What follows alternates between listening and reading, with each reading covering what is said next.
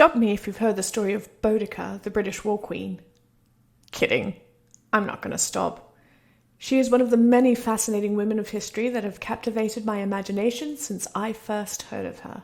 Wife of the king of the Iceni, a British Celtic tribe living in the region of eastern Britain, encompassing all of modern-day Norfolk and parts of Suffolk, Lincolnshire and Cambridgeshire, Boudica rose to prominence following her husband's death, raising an army and going to war against Roman occupation. The Iceni, you see, were a client kingdom of Rome. Under a treaty struck when Claudius invaded Britain some 17 years prior, the tribe would pay a tithe of gold, goods, and soldiers to Rome. In exchange, Rome would permit them to live by their own rule. But Rome had been increasingly treating the Iceni like a conquered peoples, imposing increasingly stricter and stricter restrictions that cut at the heart of their identity. When King Prasutagus died, roughly 60 CE or so, he did what a goodly number of client kings did at the time, leaving his kingdom in the care of Rome, then ruled by Emperor Nero, and his heirs, his 2 daughters, in this case, as he had no male children. But Rome would not have it. Under the excuse that Rome did not recognize female rulers, patently untrue, Cartimandua, queen of the Brigantes in the north, was also a client of Rome's. They marched on Venta Icenorum, plundered its wealth, and attacked its new rulers. Boudica, they stripped naked and had her publicly flogged. Her 2 daughters, well, I don't need to say it out loud, do I? They burnt Venta Icenorum as they left. Battered but not beaten, Boudica raised an army of the remnants of her people and brought to her side the peoples of the Trinovantes and other British Celtic tribes that had been abused by Roman imperialism. Together they rampaged across southern Britain, attacking the cities of Camalodunum, present-day Colchester, Londinium, London, and Verulamium, St. Albans today. In fact, her campaign was so violent and profound that there is a layer in the archaeology of the region named for her, a layer of blood, ash, and broken pottery, named the Boudica Destruction Horizon. Iconic. She and her army was ultimately defeated by Gaius Suetonius Paulinus, then governor, at the Battle of Watling Street. We're not quite sure where this battle took place, or what happened after. One account claims Boudica died of her wounds. Another claims she drank poison, rather than become a prisoner of war. Of the fate of her 2 young daughters, we know nothing at all. Dio Cassius mentions that they were present at that last battle, standing in their mother's war chariot.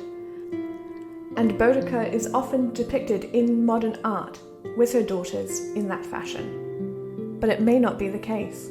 They may have died when Rome first came to the Iceni following their king's death. They may have been killed in the Battle of Watling Street, or they may not have been there at all. We simply do not know. So, I made it up. There is so much about this book that I would love to discuss, but for now, I want to talk about the Caledonian landscape. You see, in my imaginings of what became of Boudica's 2 young daughters following her failed uprising against imperial oppression, I had them escape. They fled north, where the Caledonian Federation, a collection of independent Celtic tribes of northern Britain, which included the Caledones, the Cornobi, the Smyrtae, and the Caireni, had formed. Named for the Caledones, a powerful Celtic tribe who lived in the region and whose name still lends itself to that region, they banded together to resist Rome. In the north, the Britons were still free to live as Britons, not occupied or subjugated. And in the north, the fight for British independence was still going strong. But the northern landscape these children would have fled to would have looked very different to what it does now. You see, much of Britain in this time, the Iron Age, was heavily forested. And in the north, it was the Caledonian forest, a 15,000 square kilometre temperate rainforest dominated by Scots pines. Ancient forests filled with bear, lynx, and wolf spanned a large swath of this land. We lost so much of it. Gone is the bear, gone are the lynx and the wolf. Without any predators, overly large herds of deer have devastated the landscape. There are no longer any bison to manage the land. Forestry growth is nearly impossible because the saplings are eaten back before they have a chance to establish themselves. Medarai, the hero of my book, would not recognize Scotland as it is now. But we can change that. I firmly believe that humanity is not meant to be lords over the land, but stewards. We've done some awful things to the world in which we live, but there are people striving to repair that damage. Rewilding and reforestation projects are everywhere in the world. Even, yes, in Britain. Scotland has recently seen the reintroduction of beaver, and these semi-aquatic rodents are already having a mighty impact. But what of the forests? Well, Trees for Life UK is on the job. Their goal is to restore a large portion of this ancient temperate forest. I wanted to help.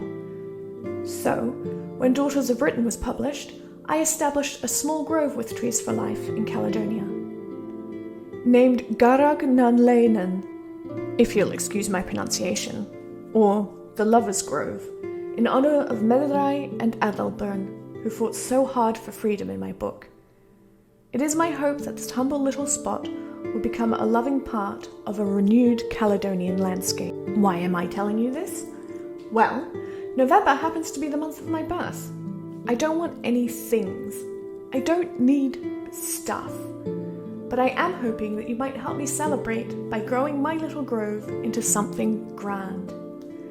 If you're of a mind to help for the month of November, or any month, really, but it's my birthday, you can click the link in the description where you can purchase a tree, which will be planted in my grove. A sapling is such a small thing, but its impact will only multiply as it grows. It's an investment, a gift to future generations, that they might gaze out over the lands of the Caledony and behold a landscape that the freedom fighters resisting imperial domination would recognize, that they could see what Boudicca's daughters would have seen had they indeed lived and fled north to freedom.